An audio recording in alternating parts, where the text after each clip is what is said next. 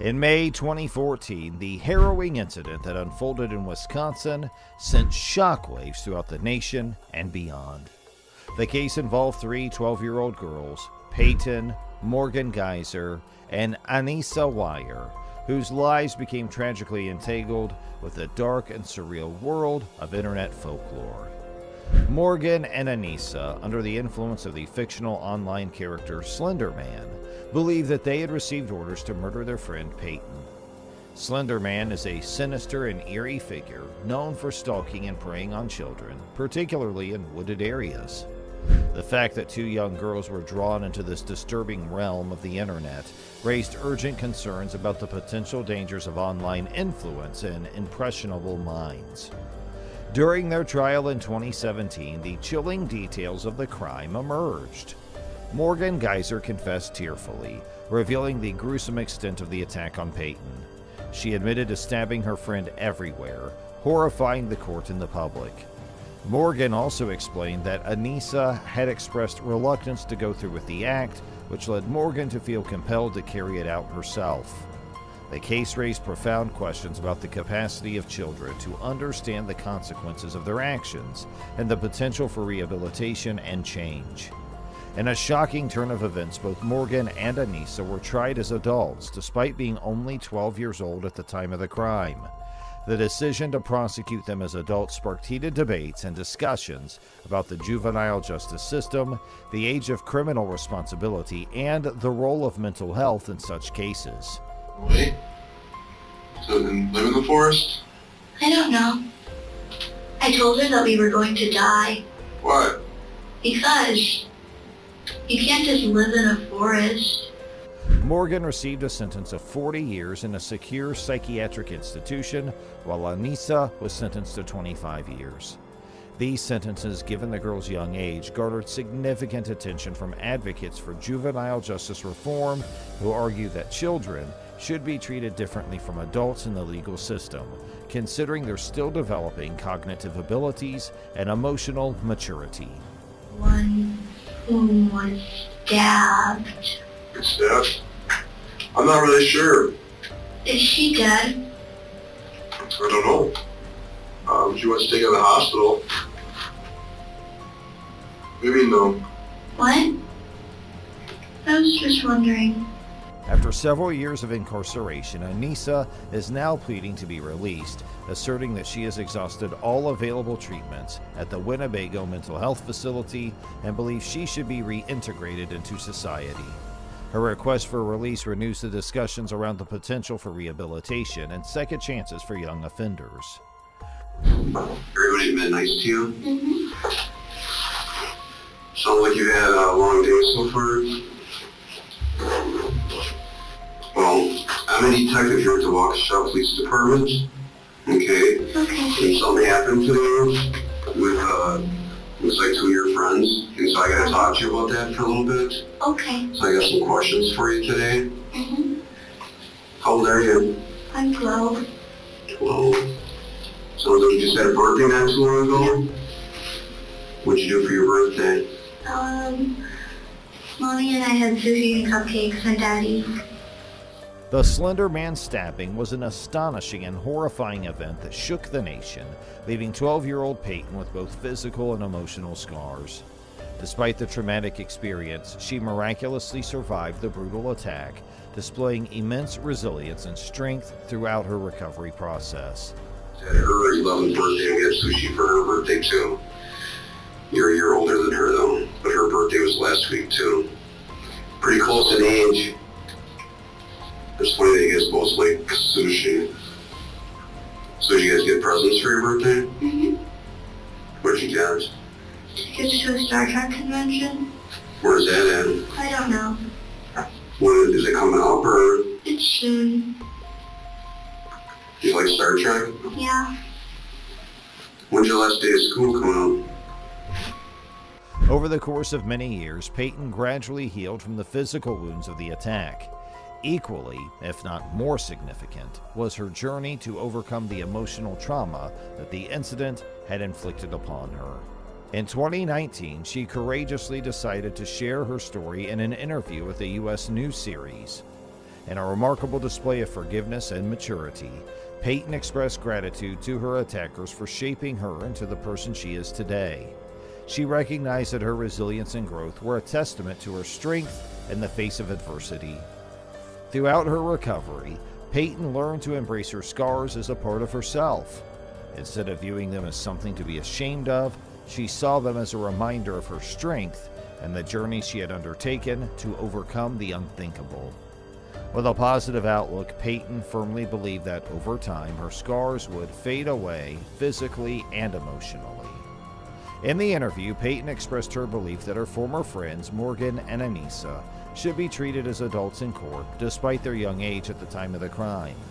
She held the conviction that the offense committed against her was not a minor transgression, but a serious adult crime that deserved adult consequences. Peyton's stance reflects her understanding of the gravity of the crime and the potential consequences it could have had on her life. She differentiated between minor offenses that might be more fitting for treatment under the juvenile justice system, such as stealing a candy bar, and the heinous act of attempting to take someone's life. Peyton's perspective highlights the complexity of the justice system when dealing with young offenders who commit severe and violent crimes.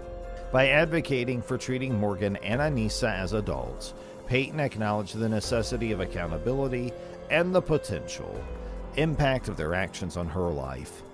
Her perspective offers insight into the complex balance between recognizing the developmental maturity of young offenders and holding them accountable for grave offenses.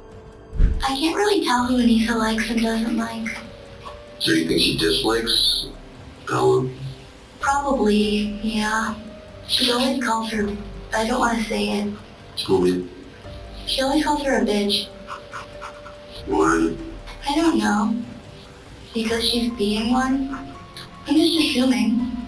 I don't really know what the definition is. So do you like Bella pretty much? Have you ever been mad at her? She was my only friend for a long time. Because Why would you hurt your only friend? it was necessary. What do you mean by necessary? I don't know. Somebody told you that? Mm-hmm. Does Anissa have any other friends? The Slender Man stabbing case raises crucial questions about the juvenile justice system and the appropriate handling of young individuals involved in severe crimes. It also highlights the profound impact such incidents can have on victims, both physically and emotionally. Peyton's initial friendship with Morgan was a heartfelt connection that blossomed when they were both 8 years old. Morgan, who had felt isolated and lonely, found solace in Peyton's company. Supposedly, so you don't look in their eyes, but when they're sleeping or unconscious, they can't scream, and they go around to make it harder. Okay. So then Morgan called me over to where she was standing, which was by the sink. Okay. So then she said, can you kind of knock her out? Because when I stand up for her every now and then, because Morgan's like prime target for bullies at school, especially Devin. Okay. The two quickly became inseparable friends, with Morgan affectionately referring to Peyton as Bella. Their bond brought joy and comfort to Morgan's life, and she cherished their friendship deeply. However, the dynamics of their friendship took a troubling turn when Morgan befriended another girl, Wire, who shared her fascination with an eerie character known as the Slender Man. I didn't pick it, so I don't know. I guess it is closed off from the rest of the park, but it would be very, very easy. I think she has some flaws in her thinking skills. So, obviously, I didn't choose the location. This enigmatic figure, originating from an online forum called Something Awful and gaining popularity through horror stories on creepypasta, had a chilling and sinister reputation. Created by artist Victor Surge, also known as Eric Knudsen, the Slender Man was depicted as a faceless and mysterious being with alleged telepathic powers, capable of controlling the minds of children and luring them into his secretive woodland lair. Pushed my hand away, so I said sorry, and I got bored and I needed something to do. Plus, my hands got really finicky. I vibe. So do you think that hurt her, or did it seem like it hurt her? It didn't seem like it. So you hit her slightly in the forehead and her head hit the wall. And you were doing this to knock her out so you guys could kill her in there? Yeah. Basically, and you asked her to fall asleep so you could kill her in there? Yeah. Okay. I don't like screaming. That's what parents can't be syndrome. Morgan and Wire became deeply immersed in the fictional world of the Slender Man, believing that by offering a sacrifice to the character, they could become his chosen disciples and live in his hidden mansion. Despite her initial uneasiness about the Slender Man, Peyton wanted to support her dear friend Morgan, who genuinely believed in the entity's existence. She went along with their beliefs, not realizing the danger that lay ahead. Unbeknownst to Peyton, Morgan and Anissa had developed disturbing plans. They had become fixated on the idea of offering a sacrifice, and unfortunately, that sacrifice was intended to be Peyton herself. So Morgan hands you the knife. And told me to keep it concealed. Where is Bella at that time? We went in one of the bigger stoves. So Bella, say the door is here. Bella was standing in the corner like this. And then Morgan pulls her forward, and then Morgan crouches behind her. And Bella crouches in front of her. And then Morgan held Bella's arms back. This unimaginable situation placed Peyton in a precarious and perilous position, entangled in the terrifying consequences of her friend's fixation on a dark and ominous fantasy. As the plot unfolded, Peyton found herself at the center of a dangerous and traumatic ordeal. The horrifying plan devised by Morgan and Wire had dire implications for her safety and well-being. Their delusional belief in the Slender Man led to a real-world nightmare that no child should ever have to endure. The incident highlighted the potential dangers of unchecked online content and the impact it can have on impressionable minds. The line between fiction and reality became dangerously blurred for Morgan and Anissa Wire, leading them down a disturbing path with life-altering consequences. For Peyton, the experience left lasting physical and emotional scars. We said we're going to play a hide and seek, and Morgan is going to be a seeker. So we hide. I tell Bella to lay down face first in the dirt. So you on her suggested, stomach. okay, so you suggested to take a walk around the block, and you pointed out the woods to Morgan and said, We can do the deed there. okay. And then, she says, I'm not laying on my stomach in dirt. It's all squishy and there are twigs and sharp rocks everywhere. Surviving such a horrifying attack required immense strength and resilience. The trauma she endured would undoubtedly shape her life, leaving her to grapple with the aftermath of an unimaginable betrayal by her once dear friends. The Slender Man stabbing case remains a haunting reminder of the influence of online narratives and the need for vigilant awareness when it comes for children's exposure to potentially harmful content. Her down and get it done and over with, and then we can leave. You're gonna pin her down? Mm-hmm. Morgan told me to pin her down. Okay. And So she said no, so I kind of pushed her forward and sat on her hip, and then she said, ow, I can't breathe, ow, ow, ow. And then I got off because she was making a lot of noise. was she kneeling already or something? Or Yeah, she was kneeling, and then I pushed her, she was kneeling It serves as a cautionary tale of the consequences of unchecked fantasies and the devastating impact they can have on young lives. As society continues to navigate the digital landscape, it is crucial to prioritize the safety and well-being of children and foster a culture of critical thinking, empathy, and responsible online engagement. On that fateful day of May 31st, 2014, the stage was set for what should have been a joyful celebration of Morgan Geyser's 12th birthday. Morgan invited two friends, including Peyton, to a sleepover at her home. Peyton's mom noticed Morgan's excitement about the Friday night celebration, unaware of the horrifying turn of events that would take place. During the sleepover, Peyton couldn't help but notice that something seemed off about Morgan. Unlike their usual fun-filled nights with pizza and games, Morgan appeared withdrawn and suggested going to bed early. This subtle shift in behavior went unnoticed by Peyton, who likely thought it was just an anomaly in the night's festivities. The next morning, Morgan suggested going for a walk in the nearby woods, and Peyton, trusting her friend's intentions, agreed to join them. Little did Peyton know that this seemingly innocent walk would soon become a nightmarish ordeal. I'm usually not very athletic and just wanna know. I'm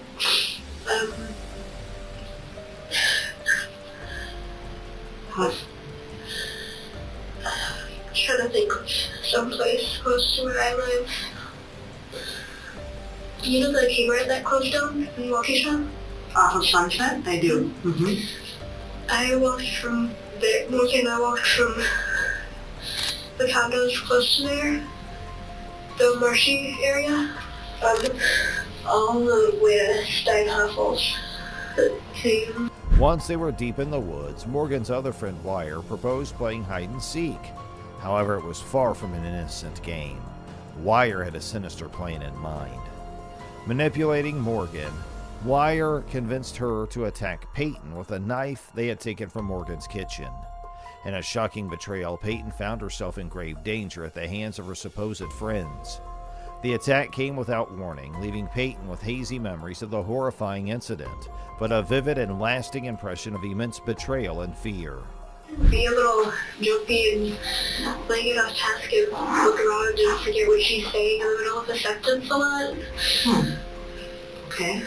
Because, like, she says she hears voices too, but I just wanted to tell you. So we're aware of that? Maybe not put on by that then? Okay. Well, thank you for telling me that. Okay. After the violent assault, Morgan and Wire left Peyton wounded and bleeding in the woods. Their actions were fueled by a disturbing belief that carrying out this act would somehow bring their fictional obsession, the Slender Man, into reality. I don't know the full-on truth, and the only people that know, really what happened are people that were in the place where it happened, okay? Your parents know that you're here talking to me, okay? And I'm glad they're so glad that you're safe. We were scared for you guys, okay? The severity and darkness of their delusional convictions added an even more chilling layer to the tragedy. Despite her injuries and the overwhelming fear, Peyton summoned every ounce of strength within her and managed to crawl out of the woods to the side of a road. In a stroke of luck, a passing cyclist discovered her and immediately called for help, dialing 911. The swift response from emergency services was crucial in getting Peyton the medical attention she desperately needed. Upon Peyton's arrival at the local hospital, the medical team was met with a shocking and alarming sight. The severity of her injuries was beyond anything they had anticipated. The doctors immediately sprang into action, working tirelessly for 6 grueling hours during an intensive surgery to save her life. The wounds to her arms and legs, while serious, affected only the soft tissue. However, one particularly dangerous blow had pierced her abdomen, causing significant damage to her liver. Even more terrifying, another strike had come dangerously close to her heart and had narrowly missed a major artery. Did you try to stab her before that? No. Did you guys go to the park? Yes. What happened at the park? In the park, we played and she went on the swing. I was in the bathroom. What happened in the bathroom? I was singing. Dr. John Kellerman, one of the surgeons involved in the life-saving procedure, later revealed that if the knife had penetrated just a tiny bit further, Peyton would not have survived the brutal attack. After the surgery, when Peyton regained consciousness, her first concern was not for herself, but for the whereabouts of her former friends. She needed assurance that they were no longer a threat to her or anyone else. Where's that? Over by the trees at the dead end. And what did you do there? Stabby, stab, stab, stab, stab. Hide and seek. What's that? I already told you. The news that they had been arrested brought her a sense of relief, knowing that they were no longer free to carry out any more harmful acts. While Peyton was familiar with her friend's deep belief in the Slender Man, The motive behind the attack still shocked her. And then Anissa did the jumpy thing and said now more. What do you mean the jumping thing? She jumped on Bella. You know what happened? What? What happened then? And then we stabbed her. She understood the extent of their obsession with the fictional character, and she knew they were willing to go to great lengths to appease the entity they believed in. However, she was taken aback by the revelation that they had been planning this disturbing act for months, indicating a level of premeditation and intent that was deeply unsettling. On Bella. Again. Like I just said. You know what happened? Are you trying to do this over and over again and see if I tell the story differently? I'm just trying to make sure that I get it right, that I don't want to make any mistakes. So that she jumped on her, and where did you get the knife from? The bag! So you took the knife out of the bag? The realization that her once close friends had harbored such dangerous and malevolent intentions left Peyton grappling with a mix of emotions, from betrayal to disbelief. It was a stark reminder of how quickly the boundaries between reality and fiction can blur, particularly when young minds become immersed in online narratives that can have detrimental effects on their perceptions and actions. Who stabbed her? Both of us. Who stabbed her first? How am I supposed to remember that? No, this is just pretty important, so just gotta try to concentrate. Anissa or me, one of the two, of course, but I don't know. Peyton's harrowing experience also shed light on the urgent need for mental health awareness and intervention for young individuals who display concerning behaviors or fixations. The incident emphasized the importance of fostering a safe and supportive environment for children where they can seek help if they are struggling with mental health issues or dealing with disturbing thoughts. Okay. Before you said you didn't remember, you just don't want to tell me? I don't really remember. It happened really, really fast. How many times do you think it was? I don't know. I didn't know I was supposed to count. How many do you think? Like 1 or 2 or 5 I don't or know. 10, 50, 100? I don't know. I think she'd be dead if it was 100. In the aftermath of the attack, Peyton's courage and resilience became evident as she navigated her path to recovery. Her strength in facing the traumatic event, Struggle, sir. No, I'm trying to do this. I think that you need some help, somebody to talk to, and try to work out some of these things that you got going on.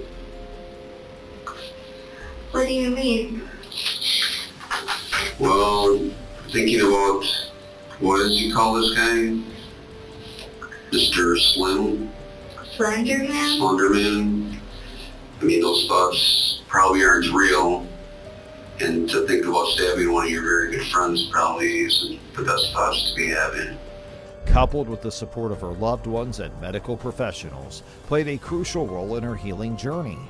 The incident remains a poignant reminder of the lasting impact of violence and the importance of fostering a society that prioritizes understanding, empathy, and responsible engagement with online content. As Peyton continued to heal physically and emotionally, her story served as a cautionary tale and a call to action to address the complex issues surrounding mental health, online influence, and the potential dangers of unchecked obsessions. So maybe. But lots of people have seen Slenderman. But how about stabbing your friend? You think that's right or wrong? Probably wrong. If it were right, I wouldn't be here. That's right. You can't go around stabbing people, so that's why I think that maybe you gotta get to talk to somebody to get some of these things worked out so you don't go around doing this anymore. Her survival became a testament to the strength of the human spirit and the power of resilience in the face of unimaginable adversity. The aftermath of the attack left Peyton deeply traumatized and fearful. She was so frightened that she sought comfort and security by sleeping in her mother's bed, seeking solace in the presence of her loved ones. Loved ones are going to be killed. Do you honestly believe that? Well, yeah, because he could be anywhere from 6 feet to 14 feet tall. He's like I said, a tall guy who constantly wears a suit with a red tie. He doesn't have a face. His skin is white. And at his own will, he can exploit these tendrils from his back and strangle his victims. For the creepypasta, when he said he targets children most. And so I was really scared, knowing that Slender could easily kill my whole family in 3 seconds. Even after 5 years had passed, the lingering fear and trauma were still evident as she kept a pair of broken scissors under her bed for safety, a constant reminder of the horrifying event that had shattered her sense of security and trust. During the 2017 trial, the verdict of not guilty by reason of mental disease or defect was handed down for Morgan Geyser and Anissa Wire. This verdict meant that they were sent to a secure psychiatric unit for 40 and 25 years respectively, or until their symptoms were deemed to be fully resolved. Skull bracelet from? Okay. I asked her who that Jack or Jeff or killer was from the creepypasta. And then she told me about Eyelash Jack and Laughing Jack. Laughing Jack is supposed to be a clown that also targets children. And then Eyelash Jack, he wears a blue fawn mask, no mouth, 2 big black holes for eyes, and they're oozing this weird black ooze. In other words, if their treatment proved successful, they could potentially be released earlier than the stipulated sentence. The verdict was a source of disappointment for Peyton's parents, who had hoped for a different outcome that would ensure longer-term confinement and less frequent requests for release. The prospect of the attackers being able to request release every 6 months placed a significant burden on the family. It forced them to repeatedly relive the horrifying crime and endure ongoing concerns about their safety and that of their daughter.